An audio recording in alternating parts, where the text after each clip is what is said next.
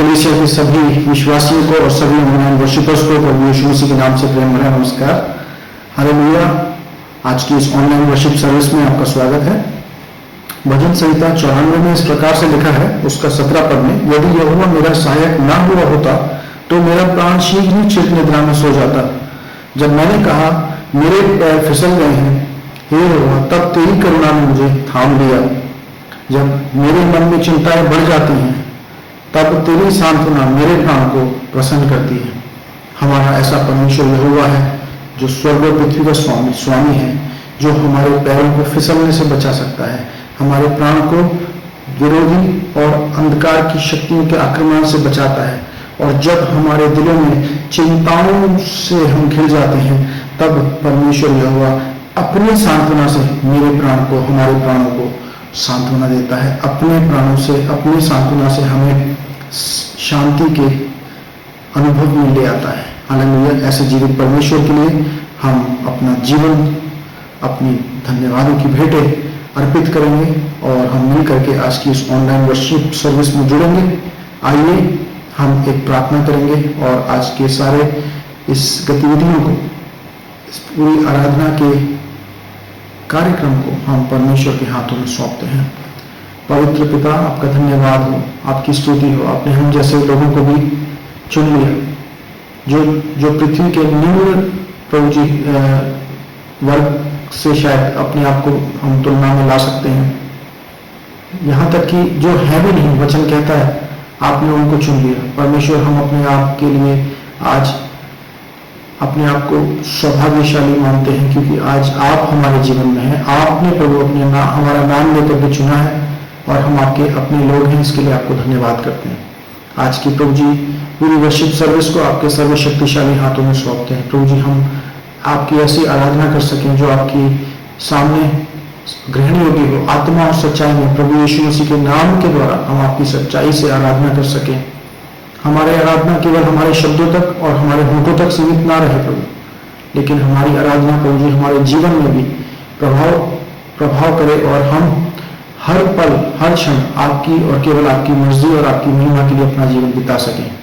आज के सारे प्रभु जी कार्यों में, वचन के पढ़े और सुने जाने में, प्रचार के, वचन के प्रचार के ऊपर और वर्शिप के ऊपर आपकी आशीष हो। अपनी इस पूरी प्रभु जी वर्शिप सर्विस का संचालन आपके पवित्र हाथों के द्वारा इसको चलाइए और अपनी महिमा को हमारे जीवनों से करवाइए पिता। इस प्रार्थना को प्रभु यीशु मसीह के नाम से मांगते हैं, आमीन आमीन।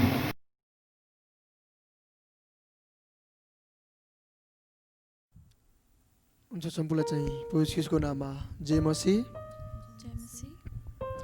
परमेश्वरलाई महिमा भएको होस् कि आज यो अति रमाउने दिन हाम्रो बिचमा ल्याउनु भएको छ। यो असल दिनमा चाहिँ हाम्रो परमेश्वरलाई हामी लाखौँ लाखौँ धन्यवाद भन्दछौँ र हाम्रो हृदयदेखि उहाँलाई हामी पुकार्दछौँ र हामी उहाँलाई आराधना गर्दछौँ कि उहाँले हामी जस्तो पापीहरूलाई यो दिन दिनुभयो कि उहाँलाई महिमा गर्नको निम्ति अनि उहाँलाई प्रशंसा गर्नको निम्ति। आउनुहोस् हामी सबैजना चाहिँ परमेश्वरको महिमा गर्नेछौँ र उहाँलाई, उहाँको पवित्र नामको जयजयकार गर्नेछौँ। यसो एउटा पदमा पढ्न जाँदैरहेको छु। भजन सङ्ग्रह 112 को 1 देखि 3 चम्म लेखेको छ, परमप्रभुको प्रशंसा गर, त्यो मानिस धन्यको जसले परमप्रभुको भय मान्दछ र उहाँका आज्ञाहरूमा ज्यादै फस्नुहुन्छ। त्यसको वंश देशमा शक्तिशाली हुनेछ, सोझा मानिसहरूको पुस्ताले आशिष पाउनेछ। त्यसको घरमा धन सम्पत्ति रहन्छ र त्यसको धार्मिकता सदा रहिरहन्छ। आमेन। कि परमेश्वरलाई महिमा भएको होस् कि हामी उहाँको प्रशंसा गर्दछौँ र सोझा मान्छेहरूले आशिष पाउनेछन् र त्यसको घरमा धन सम्पत्ति रहिरहनेछ। कि आज हामी सोझा र असल भइकन परमेश्वरको नजिक जानेछौँ र उहाँलाई मनपर्दो खालको र उहाँलाई सुहाउँदो खालको हामी आज आफ्नो हृदयदेखि प्रार्थना गर्दछौँ र उहाँलाई हामी जयजयकार गर्नेछौँ, ताकि उहाँ तपाईँको र मेरो राजा हुनुहुन्छ। र आउनुहोस् हामी सबैजना चाहिँ आजको स्तुति आराधनामा जानेछौँ।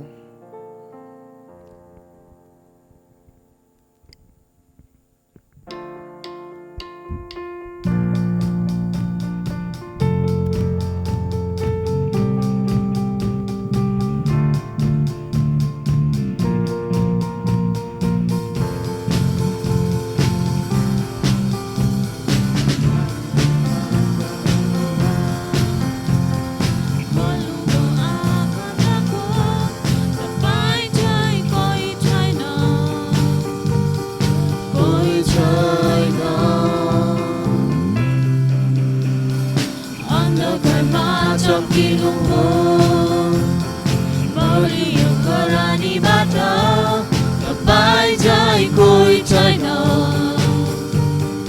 कोही छैन हाम प्रभु महान हाम प्रभु बलियो प्रभु तपाईँ अरूभन्दा उच्च हाम प्रभु चङ्गाई शक्तिशाली प्रभु प्रभु हाम प्रभु महान हाम प्रभु बलियो प्रभु तपाईँ अरूभन्दा उच्च हाम प्रभु चङ्गाई शक्तिशाली प्रभु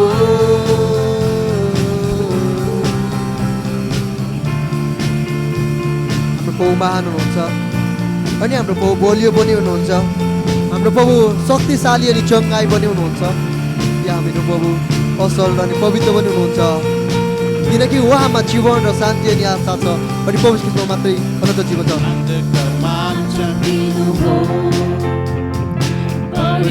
खरानीबाट तपाईँ जय कोही छैन कोही छैन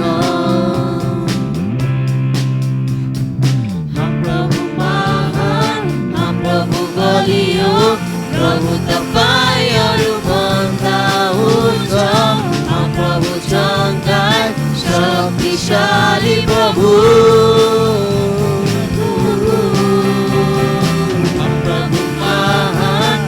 प्रभु बलियो प्रभु तपाईँ अरूभन्दा उच्च हाम प्रभु चङ्गाई शक्तिशाली प्रभु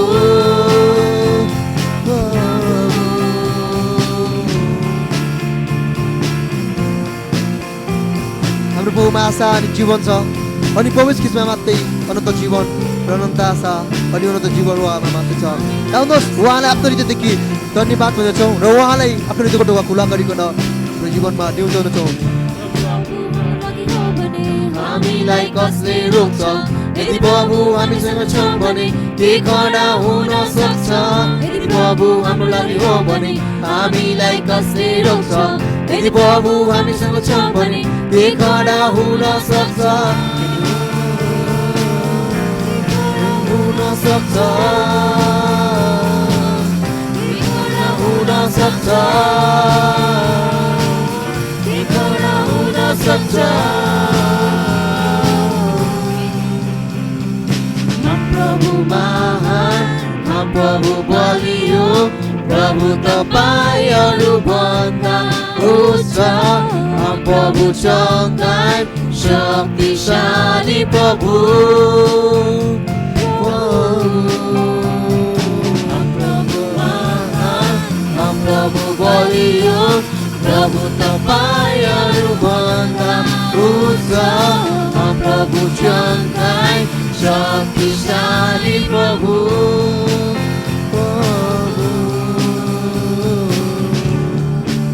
हाम्रो प्रभु महान अनि हाम्रो प्रभु चङ्गाई हुनुहुन्छ हाम्रो प्रभु शक्तिशाली पनि हुनुहुन्छ कि उहाँ जीवनको राजा र जीवनको प्रभु हुनुहुन्छ कि परमेश्वर सदा अनि सर्वदा करुणामय र भलाइको परमेश्वर हुनुहुन्छ उहाँ दया र भलाइ गर्नुहुने परमेश्वर पिता हुनुहुन्छ उहाँमा कुनै कुराको पनि असम्भव छैन परमेश्वर पिता सबै कुराहरूको सम्भवको राजा अनि हाम्रो पिता हामीलाई बनाउनु हुने हाम्रो सृष्टिकर्ता हुनुहुन्छ कि उहाँलाई महिमा होस् कि आजको दिनबाट अनि यो शिव आराधनाबाट परमेश्वर तपाईँ स्वर्ग अनि सिंहासनमा उचालिनुहोस् यो दिनमा अनि यो समयमा कि तपाईँ हुनुहुन्छ हाम्रो राजा अनि हाम्रो प्रभु तपाईँ चाहिँ कोही पनि छैन प्रभु महान अनि पवित्र र असल तपाईँ हुनुहुन्छ सबैको राजा अनि सबैको प्रभु सबैको उद्धारकर्ता अनि सबैको शक्तिशाली परमेश्वर तपाईँ बाहेक अरू कोही पनि छैन तपाईँ चाहिँ अरू कोही पनि छैन प्रभु महान तपाईँ मात्रै हुनुहुन्छ महान पवित्र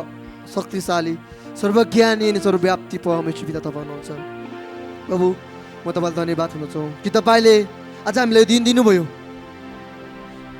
तपाईँलाई महिमा होस् तपाईँलाई प्रशंसा होस् तपाईँको बच्चाले भन्दछ बाटो सत्य र जीवन म नै हुँ कि प्रभु तपाईँ सत्य बाटो देखाउने र जीवन दिने परमेश्वर तपाईँ हुनुहुन्छ यसै कारण तपाईँलाई महिमा होस् तपाईँको जय जयकार होस् प्रभु यो स्तुति अनि आराधनाबाट परमेश्वर तपाईँ हाम्रो राजा हुनुहुन्छ धन्यवाद ल तपाईँलाई धन्यवाद हो तपाईँलाई कि तपाईँ स्वर्ग र सिंहासनको राजा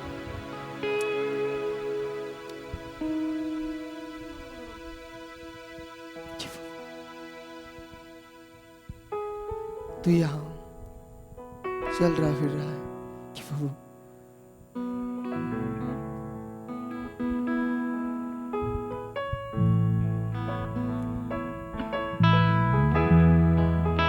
ऐसे कीजिए।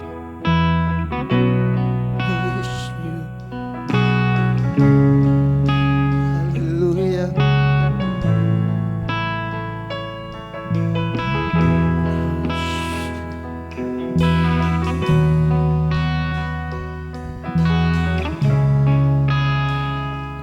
तू यहाँ चलकर फिर रहा, तेरी स्तुति करूं, तेरी स्तुति करूं। तू यहाँ कर रहा, तेरी स्तुति करूं, तेरी स्तुति करूं।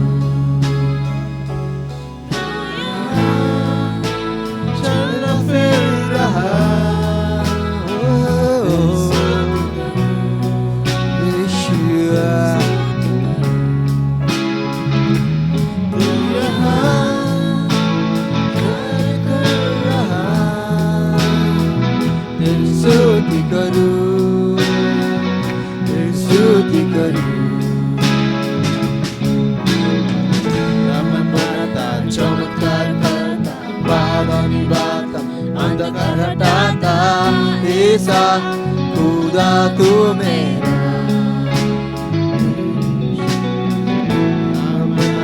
चमत्कार करता, बादानी बाता, अंधकार हटाता, ऐसा खुदा तू मेरा।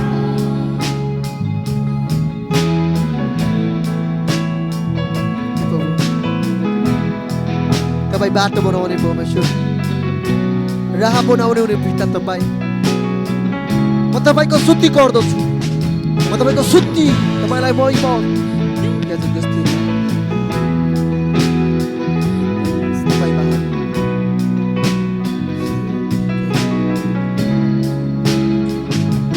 तू यहाँ हर दिल को छू रहा, तेरी स्तुति करूं, स्तुति करूं। तू यहाँ छांगा कर रहा, तेरी स्तुति करूं, स्तुति करूं। तू यहाँ जीवन बदल रहा,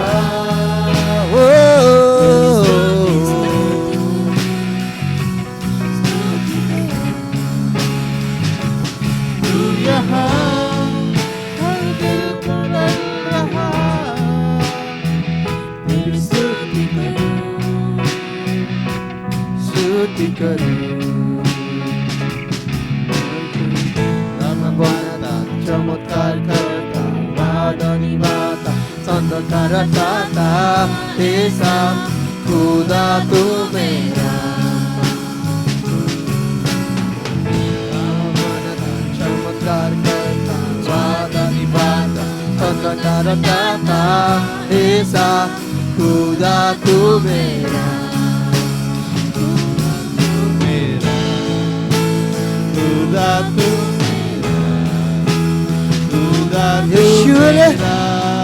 तपाईँको नाउँ, तपाईँ मेरो परमेश्वर, तपाईँ मेरो परमेश्वर, तपाईँ मेरो राजा, तपाईँ मेरो प्रभु हुनुहुन्छ, तपाईँ मेरो असल परमेश्वर। कुछ भी ना देखे पर तू कर रहा, ना समझे पर कार्य तू कर रहा, कभी ना रोकता, कभी ना रोकता। कुछ भी ना देखे पर तू कर रहा, ना समझे पर कार्य तू कर रहा, कभी ना रोकता। तपाईँ कहिले पनि रोक्नुहुन्न, कभी ना रुकता, कुछ भी ना कहिले पनि तपाईँ कर रहा। नहिकन तपाईँ परमेश्वर असल काम गर्नुहुन्छ, शक्तिशाली र पवित्र पिता तपाईँ छङ्गाइको पर्नुहुन्छ, तपाईँ बोल्नुहुन्छ। कहिले पनि तपाईँ रोक्नुहुन्न र कहिले पनि तपाईँ सदा सर्वदा चम्किरहनु पर्नुहुन्छ तपाईँ हुनुहुन्छ मेरो राजा र मेरो प्रभु हालेलुया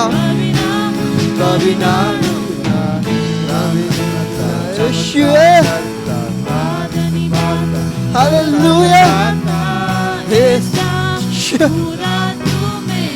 तपाईँ मेरो परमेश्वर तपाईँ मेरो असल पिता तपाईँ मेरो असल राजा तपाईँ चाहिँ कोही पनि छैन महान पवित्र अनि असल शक्तिशाली परमेश्वर तपाईँ हो तपाईँ परमेश्वरले हरेकलाई छुनुहोस् तपाईँलाई विश्वास खोज्नुहोस् र तपाईँ परमेश्वर महान तपाईँ शक्तिशाली सबैभन्दा पवित्र असल परमेश्वर ऐसा खुदा तू मेरा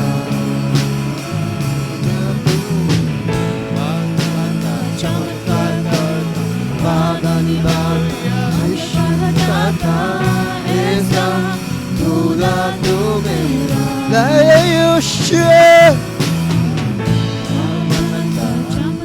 Ishka Hallelujah Hallelujah तपाईँको प्रेम महान अनि पवित्र छ तपाईँमा आशा अनि जीवन तपाईँमा छ तपाईँमा मात्रै छ शान्ति अनि आशा र जीवन तपाईँ मात्रै हुनुहुन्छ सबैभन्दा महान र पवित्र अनि असल तपाईँ मात्रै हुनुहुन्छ कि जीवनको राजा र जीवनको प्रभु अनि जीवन दिनुहुने परमेश्वर तपाईँलाई धन्यवाद तपाईँलाई महिमा होस् तपाईँलाई प्रशंसा होस् तपाईँको नामको जयकार होस् तपाईँले आज हामीलाई दिन दिनुभयो अनि यो समयमा अनि यो मौकामा यो टाइम अनि यो समय प्रभु तपाईँले हाम्रो निम्ति सृष्टि र सिर्जनु भएको यसै कारण तपाईँलाई लाखौँ लाखौँ धन्यवाद हुन्छौँ कि तपाईँले कोही पनि हुन महान पवित्र र असल तपाईँ हुनुहुन्छ सबैभन्दा पवित्र र असल शक्तिशाली सर्वज्ञानी परमेश्वर तपाईँ कि प्रभु मेरो जीवन म तपाईँमा समर्पित गर्दछु र प्रभु तपाईँले हरेकलाई तपाईँले छुनुहोस् तपाईँको पवित्र हातले अभिषेक गर्नुहोस् र प्रभु जति पनि तपाईँका दास र छोरीहरू आज प्रभु यो अनलाइन हो सेवा थानामा भाग लिकन हो बसिरहेका छन् रहिरहेका छन् प्रभु तपाईँ परमेश्वरले हरेकलाई छुनुहोस् र तपाईँले टच गर्नुहोस् र तपाईँले प्रभु तिनीहरूलाई बेलेन्स गर्नुहोस् म तपाईँमा प्रार्थना गर्दछु त्यही पवित्र आत्मा तिनीहरूलाई छुनुहोस् प्रभु स्वतन्त्र पार्नुहोस् नयाँ जीवन र नयाँ आत्मा दिनुहोस् नयाँ हृदय दिनुहोस् हरेकको जीवनमा तपाईँले शान्ति धैर्य आनन्द अनि खुसी दिनुहोस् प्रभु तपाईँ चाहिँ कोही पनि छैन महान अनि पवित्र र असल तपाईँले हरेकलाई छुनुहोस् हाम्रो जीवनमा तपाईँले नयाँ काम गर्नुहोस् प्रभु नयाँ कार्य देखाउनुहोस् प्रभु तपाईँ चाहिँ कोही पनि छैन प्रभु महान र पवित्र तपाईँ चाहिँ कोही पनि छैन प्रभु असल अनि शक्तिशाली तपाईँ हुनुहुन्छ तपाईँ मात्रै हुनुहुन्छ तपाईँको नामको जयकार होस् तपाईँ परमेश्वरको पवित्र नामलाई हामी धन्यवाद हुँदछौँ कि प्रभु तपाईँले हामीलाई यो दिन दिनुभएको निम्ति म प्रार्थना गर्न चाहन्छौँ प्रभु आजका हामीले भोजस क्रुसहरूबाट अनि हामीले बजाएको प्रत्येक धुन अनि प्रत्येक तालीहरूबाट तपाईँ स्वर्ग र सिंहासनमा उचाल्नु भएको छ म विश्वास गर्दछौँ हाम्रो जीवन हामी तपाईँको हातमा समर्पित गर्दछौँ तपाईँको इच्छा र तपाईँको जन तपाईँले हामीलाई चलाउनुहोस् र प्रभु तपाईँ परमेश्वरको आफ्नो शक्ति तपाईँले हामी मागिदिनुहोस् अनि म तपाईँमा प्रार्थना गर्दछौँ र धन्यवाद प्रभु तपाईँले हामीलाई समय दिनुभएको निम्ति र बाँकीको समय भाग सबै तपाईँको हातमा समर्पित गर्न चाहन्छौँ प्रभु तपाईँ परमेश्वरले हरेकलाई चलाउनुहोस् तपाईँको दासहरूलाई पनि चलाउनुहोस् र प्रभु तपाईँ परमेश्वरको प्रेम र तपाईँको अभिषेकले हामी हरेकलाई तपाईँ चलाउनुहोस् अनि म तपाईँमा बिन्ती गर्न चाहन्छौँ धन्यवाद हुन्छु र प्रभु यो समयको निम्ति लाखौँ धन्यवाद हुँदै बाँकीका समय भाग सबको तपाईँको परमेश्वरको आत्मा समर्पित गर्दै यो छोटो बिन्देनी प्रार्थना तपाईँको नाममा आशिष माग्न चाहन्छु हामीलाई माया गर्ने हामीलाई प्रेम गर्नुहुने प्यार प्रभु ख्रीष्टको नाममा आमेन आमेन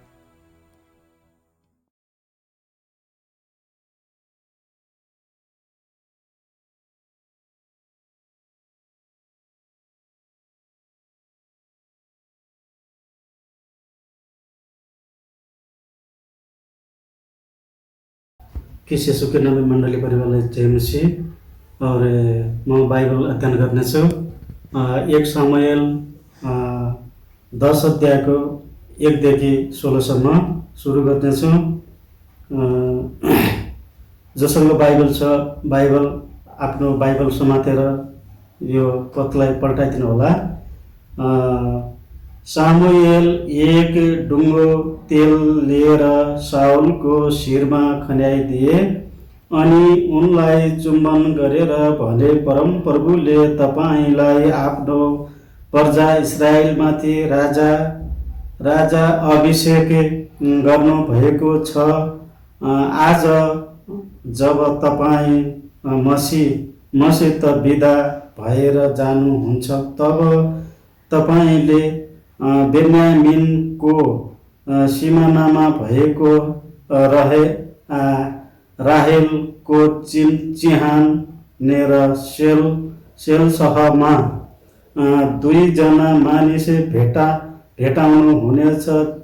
तिनीहरूले तपाईँलाई यसो भन्नेछन्, तपाईँले खोजिरहनु भएका गधाहरू फेला परे अनि तपाईँका पिताले तिनका निमित्त फिक्री गर्न छोडेर तपाईँको निमित्त सुर्ता गरी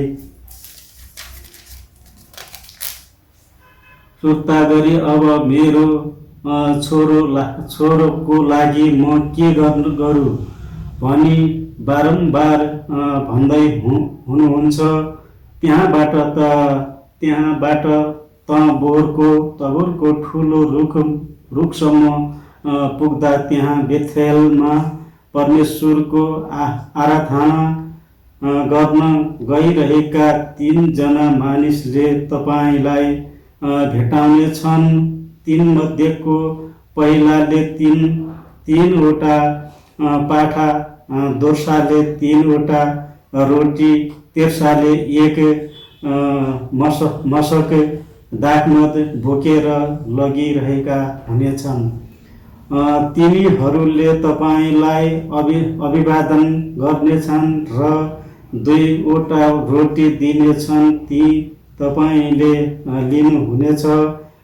यसपछि तपाईँ परम परमेश्वरको गिवा जानुहुनेछ, जहाँ पलिस्तीहरूको चौकी छ। जसै तपाईँ सहरको नजिक पुग्नु हुनेछ, तपाईँले डाँडाको यामबाट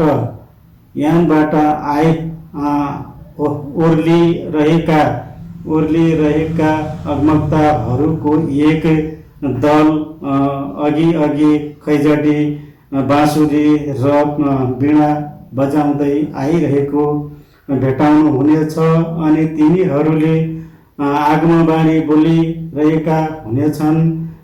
तब परमप्रभु का आत्मा शान्तिसित तपाईँमा उब्रनु हुनेछ र तपाईँ पनि तिनीहरूसित आगमबाणी बोल्नुहुनेछ अनि तपाईँ अर्कै मानिसमा बदली हुनुहुनेछ। जब यी चिन्हहरू पुरा हुनेछन्, तब समय अनुकूल काम गर्नुहोस्, किनकि परमेश्वर तपाईँसँग हुनुहुनेछ।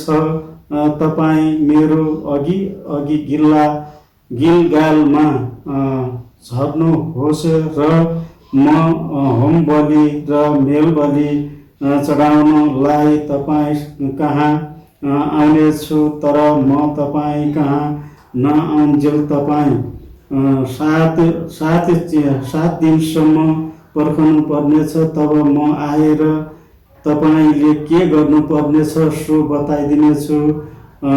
साउल राजा भएका जब बिदा हुन सामुएलबाट फर्के, तब परमेश्वरले उनको मन नयाँ तुल्याइदिनु भयो। त्यही दिन यो सबै चिन्ह पुरा भए।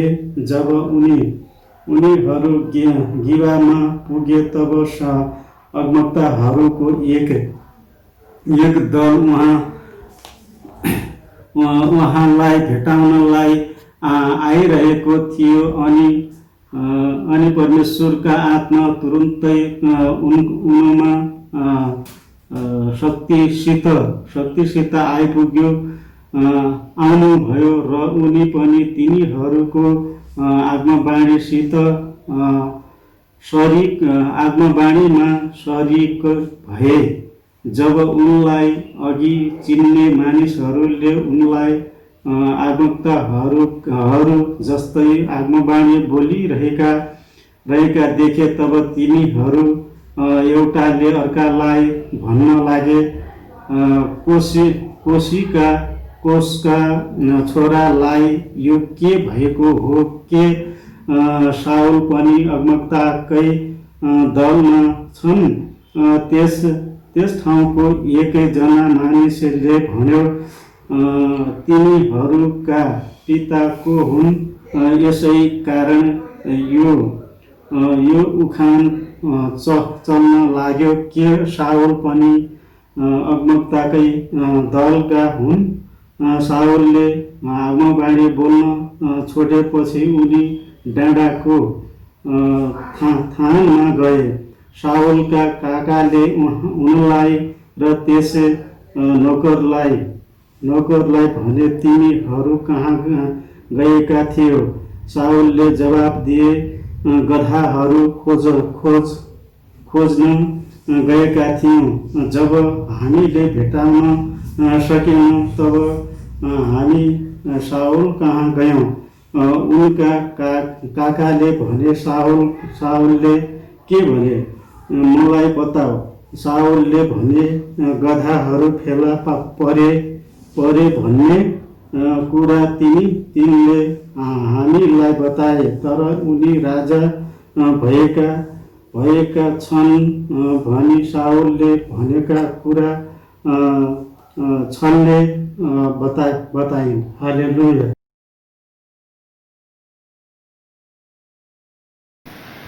परमेश्वर का धन्यवाद हो जो निरंतर अपने लोगों की अगुवाई करते हैं और अपने लोगों को निरंतर संभालने वाले और चलाने वाले परमेश्वर हैं। आज जो वचन लिया गया है वो पाया जाता है पहला शमूएल उसका 10वां अध्याय, और हम देखते हैं कि यहाँ पर एक शमूएल का जिक्र है जो कि सौल को, जो कि इजराइल का पहला राजा जो है नियुक्त किया गया था, उसको जो है अभिषेक करते हैं और उसको इस बात को प्रकट करते हैं कि तुमको जो है इजराइल का राजा होने के लिए जो है परमेश्वर ने चुना है। और उसी के संबंध में हम कुछ बातों को देखेंगे, राइट। और यहाँ पर एक सबसे बड़ी बात ध्यान देने वाली बात यह है कि जबकि आपको याद होगा कि परमेश्वर की मर्जी इसमें नहीं थी कि वे राजा की मांग करें, और इसीलिए जब हमने 8वां अध्याय देखा था तो परमेश्वर ने शमूएल को कहा कि तुम उन्हें बता दो कि जब वो राजा की मांग कर रहे हैं तो इसकी उन्हें बहुत बड़ी कीमत चुकानी पड़ेगी। लेकिन फिर भी उन्होंने अपनी जिद के ऊपर वो बने रहे और उन्होंने राजा की मांग की, और परमेश्वर ने कहा कि यदि ऐसी उनकी इच्छा है तो उनकी इच्छा के अनुसार उनको राजा क्या किया जाए, राजा दिया जाए। लेकिन परमेश्वर ने ऐसे, जबकि उनकी हटी एक मांग थी, एक ढिठाई के उनके साथ उनके जीवन में एक हम देखते हैं स्वभाव है, लेकिन उस ढिठाई के स्वभाव में भी यहोवा परमेश्वर ने उनको छोड़ नहीं दिया। उन्होंने परमेश्वर यहोवा ने ये नहीं कहा कि जाओ जैसा भी तुम्हें करना है कर लो, अब मैं तुम्हें जो है अपने संगति से क्या करता हूं, अलग करता हूं। लेकिन क्या किया परमेश्वर ने, उनको जो है अगुवाई करते हुए उनके लिए शमूएल को भेजा, अपने दास को भेजा। और शमूएल ने, हम देखते हैं 10वें अध्याय में, शाऊल के ऊपर तेल डालकर उसका मसा किया, उसको अनॉइंट किया, उसको अभिषेक किया, ताकि वो जो है राजा बना, आगे इजराइल का पहला राजा बने। और हम देखते हैं यहाँ पर कि परमेश्वर के दास ने उसको कुछ ऐसे हिंट भी दिए जिसके द्वारा कि वो इस बात को समझ सके कि परमेश्वर ने उसको क्या किया हुआ है, उसको चुना हुआ है। ऐसे 3 हम मुख्य हिंट्स देखते हैं। यदि आप दूसरा पद पढ़ेंगे तब वहां लिखा हुआ है कि आज तू मेरे पास से जब चला जाएगा तब बिन्यामीन के क्षेत्र में तुझे राहेल की कब्र के समीप कुछ 2 व्यक्ति मिलेंगे, और वो कहेंगे जिन गधियों को तू खोजने गया था वे मिल गई हैं। और उसके बाद तीसरे पद में लिखा है, जब तू वहां से आगे बढ़ जाएगा तो ताबोर के बांज वृक्ष के पास पहुंचेगा, वहां तुझे परमेश्वर के पास बेत एल जाते हुए 3 व्यक्ति मिलेंगे। उनमें से एक व्यक्ति बकरी के 3 बच्चे, दूसरा 3 रोटियां और तीसरा 1 कुप्पी दाखमधु लिए रहेगा, और वे तेरा अभिवादन करेंगे और तुझे 2 रोटियां देंगे जिन्हें तू ग्रहण कर लेना। और फिर आगे लिखा हुआ है कि जब तू आगे जाएगा तो नबियों का एक दल अपने आगे सितार, डफ, बांसुरी और बीना लिए हुए ऊंचे स्थान से उतरता हुआ तुझे मिलेगा और वे नबूवत करते होंगे। तब यहोवा का आत्मा तुझ पर प्रबलता से उतरेगा, जिससे तू भी उनके साथ नबूवत करने लगेगा और तू बदल जाएगा और ही मनुष्य बन जाएगा, एक नया मनुष्य बन जाएगा। इस प्रकार से उसके जीवन में परमेश्वर की जो हुई एक गवाही हुई। और हम देखते हैं कि परमेश्वर जो है सौल को कहते हैं कि मैंने तुझे जिसके ऊपर तेल अभिषेक किया जाता है, उसका ये अर्थ होता है कि उसको एक विशेष कार्य के लिए अलग किया गया है, वो परमेश्वर के लिए अलग किया गया है। हालेलुया। और अब देखते हैं कि प्रभु यीशु मसीह ने भी बोला कि परमेश्वर, लूका उसका 4 अध्याय में लिखा है कि परमेश्वर का आत्मा मुझ पर उतरा है और परमेश्वर ने मुझे अभिषेक किया है। राइट। परमेश्वर ने यीशु मसीह को एक विशेष पर्पस के लिए क्या किया, उद्देश्य के लिए उन्हें अनॉइंट किया, उन्हें अभिषेक किया। और यहाँ पर हम देखते हैं सैमुअल ने सौल को अभिषेक किया एक विशेष कार्य के लिए, परमेश्वर की विशेष योजना के लिए। और जब परमेश्वर किसी कार्य के लिए आपको चुनते हैं तो परमेश्वर उस कार्य के लिए आपको क्या करते हैं, अपनी आश्वासन देते हैं कि मैं तेरे संग और मैं तेरे साथ रहूंगा। हालेलुया। और यहाँ पर 3 चीजें जो है विशेष 3 बातों को बताते हैं, क्योंकि वो अपने सबसे पहले वो शाऊल के दिल में तो क्या था कि उसके अपनी गधों की चिंता थी, क्योंकि वो उसके गधे खो चुके थे और उस समय गधे एक कीमती जो है एक प्रॉपर्टी माने जाते थे, क्योंकि गधों का मोल जो है वो एक अच्छे एक एसेट के समान था, एक कीमती वस्तु थी। किसी के लिए गधों का पालन करना या उनका मालिक बनकर उनको मोल उनको रखना, उनको ओन करना। तो जब उसके गधे खो गए थे तो उसको उसकी गधों की चिंता थी। परमेश्वर ने उसको सबसे पहली बात बोली कि तेरे गधे मिल चुके हैं तो उसकी चिंता मत करना। दूसरी बात जो है, लोगों ने उसको 3 रोटियां थी, 3 रोटी में से 2 रोटी दी, यानी कि तू अपने सांसारिक आवश्यकताओं की भी चिंता मत करना। और तीसरी बात जो है, उन्होंने एक और चिन्ह दिया कि तू पवित्र आत्मा का अभिषेक तेरे ऊपर उतरेगा और तू नबूवत करेगा। हालेलुया। और तू बदल जाएगा। और हम देखते हैं यही हुआ।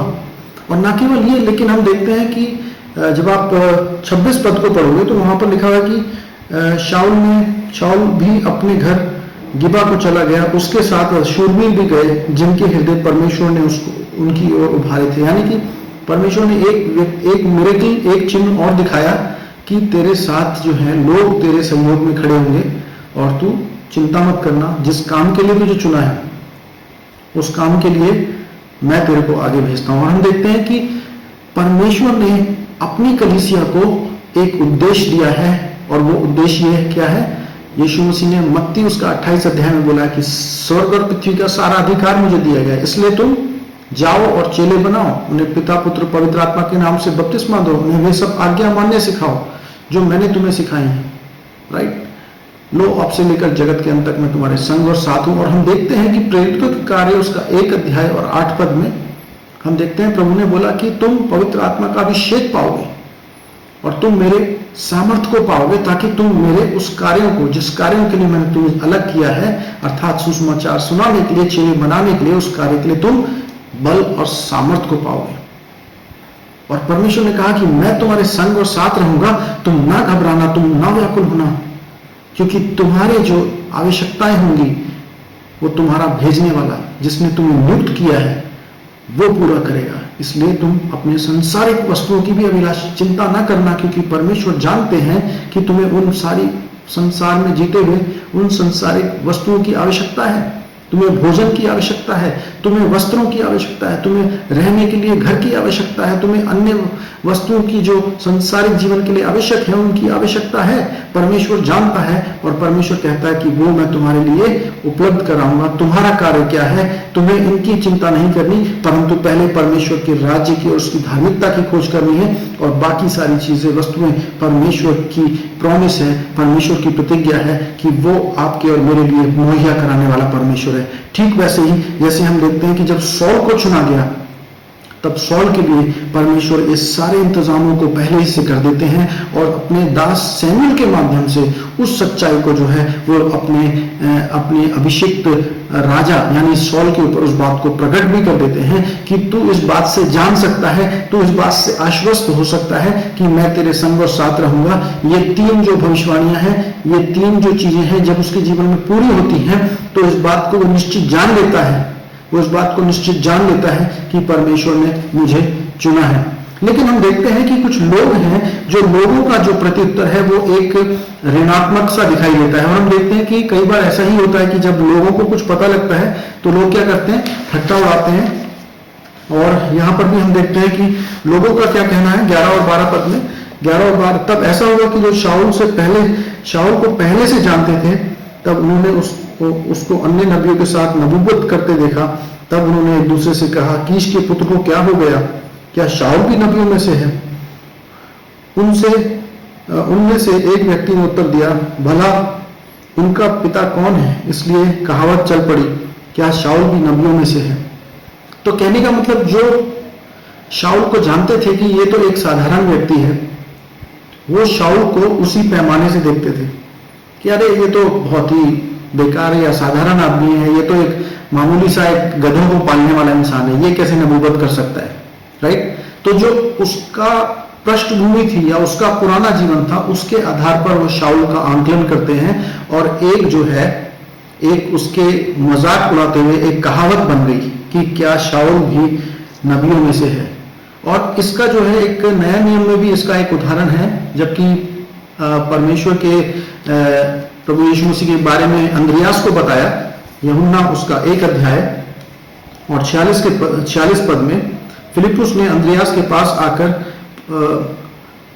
फिलिपुस तो अंद्रियास और पतरस के नगर बैतसैदा का था, फिलिपुस ने नथानिएल के पास आकर उससे कहा, जिसके विषय में मूसा ने व्यवस्था और नबियों में लिखा है वह हमें मिल गया है, अर्थात यूसुफ का पुत्र नासरत का यीशु।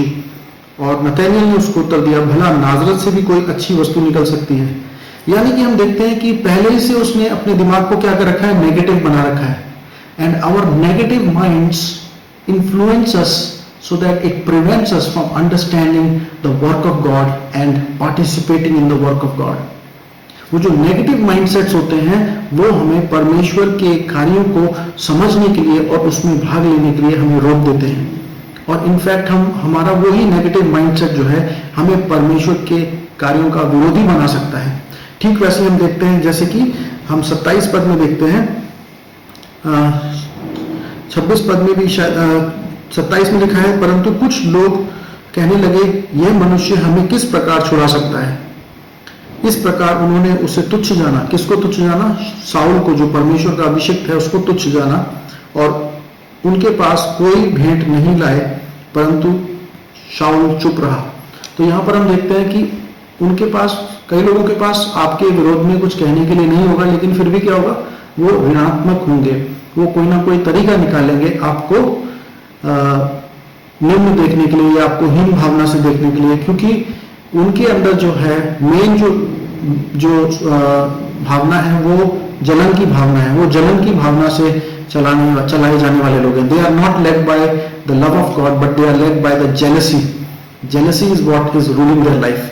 And when they see that Saul has been anointed by Samuel to be the king, they are jealous and they are not happy with it, right? तो इसी प्रकार से कुछ ऐसे लोग हैं जो किसी के जीवन में आशीषों को आते हुए देख करके जो है, आपके जीवन में जब परमेश्वर आशीषों को लाएगा तो वो क्या करेंगे, आपसे जलन करेंगे, अकारण जलन करेंगे। उनके पास कोई कारण नहीं होगा, लेकिन यहाँ पर भी हम देखते हैं कि वो बिना कारण के साउल की आशीषों से जलन करते हैं।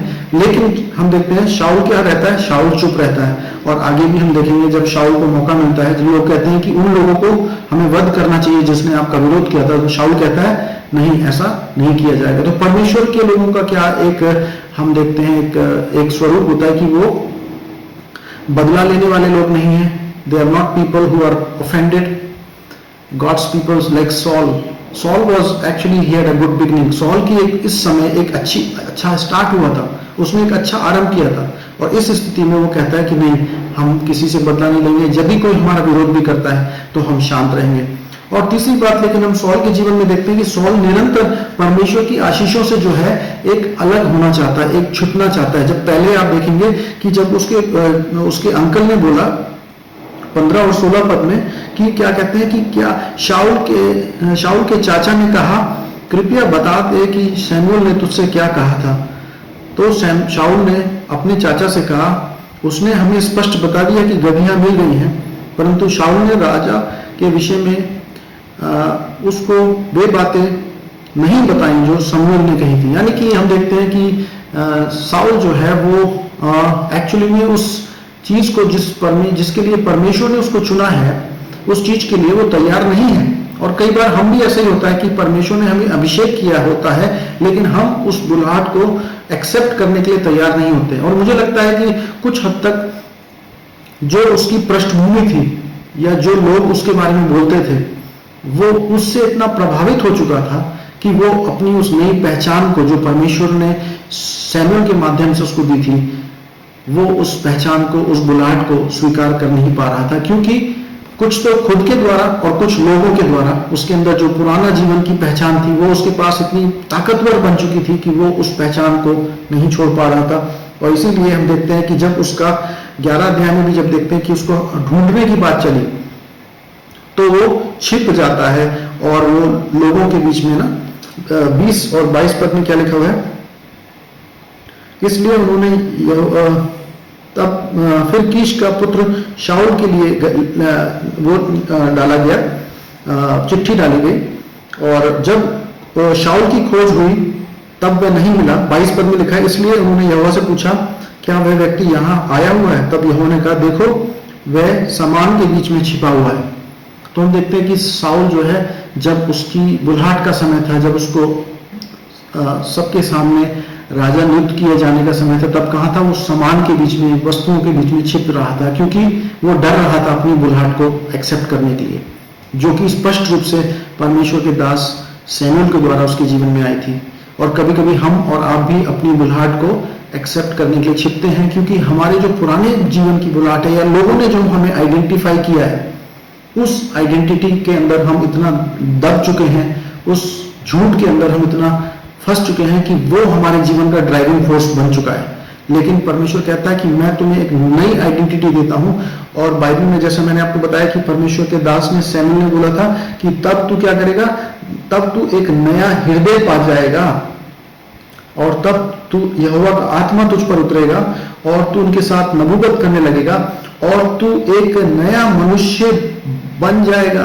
प्रभु यीशु मसीह ने अपने लहू को बहा दिया है और हमें एक नई पहचान दी है कि तुम मेरे अभी पुत्र हो, तुम मेरी पुत्रियां हो, अब तुम पर दंड की आज्ञा नहीं है। यूहन्ना 1:12, परंतु जितनों ने उसे ग्रहण किया, अर्थात जितनों ने यीशु मसीह के ऊपर विश्वास किया, उसने उन्हें परमेश्वर की संतान होने का अधिकार दिया। बोला गया है कि तुम लहू देकर के मोल लिए गए हो, तुम मेरे अपनी प्रजा हो, तुम याजकों का समाज हो, तुम परमेश्वर की महान बुलाहट के द्वारा बुलाए गए हो, पवित्र किए गए हो। इसीलिए और पवित्र किए जाने के साथ साथ तुम्हें पवित्र आत्मा का मसा दिया गया है, ताकि अब जो है तुम परमेश्वर के महिमा को प्रकट कर सको। और ध्यान करिए कि पुराने नियम में हम देखते हैं कि पवित्र आत्मा को केवल कुछ समय के लिए दिया जाता था और उसके बाद पवित्र आत्मा लोगों के जीवन से चला जाता था। लेकिन नए नियम में, प्रेरितों के कार्य में हम देखते हैं हमेशा के लिए पवित्र आत्मा विश्वासी के जीवन के अंदर सौंप दिया गया है, पवित्र आत्मा को अनॉइंट किया गया है और कभी भी पवित्र आत्मा की संगति हमसे नहीं छीनी जाएगी, क्योंकि यीशु प्रभु के द्वारा हम पवित्र किए गए हैं और पवित्र पात्र के होने के कारण पवित्र आत्मा हमारे जीवन में हमेशा के लिए वास कर सकते हैं। हालेलुया। तो आप जो है अपने जीवन में एक नया बल को पाइए और उस बुलाहट के अनुसार, जिस नई बुलाहट के अनुसार यीशु प्रभु ने आपको नई पहचान दी है, उस पहचान को, उसको एक्सेप्ट करिए और उस बुलाहट के अनुसार अपना जीवन आगे बढ़ाइए, क्योंकि जिसने आपको और मुझे बुलाया है वो विश्वास योग्य है, और जो आपको अभी तक चला के ले गया वही परमेश्वर यहोवा आपको आगे जीवन के अंतिम सांस तक आगे ले जाने के लिए विश्वास योग्य और सक्षम है। हालेलुया। आइए इसी विचारों के साथ आज का हम संदेश यहाँ रोकेंगे और हम परमेश्वर के सामने धन्यवाद की प्रार्थनाओं के साथ आज के इस संदेश को यहीं अंत करेंगे। आइए हम प्रार्थना करें। पिता, आपका धन्यवाद करते हैं उस वचन के लिए प्रभु जी जो निरंतर हमारी सहायता करता है। धन्यवाद करते हैं कि आपने सौल को चुना प्रभु जी।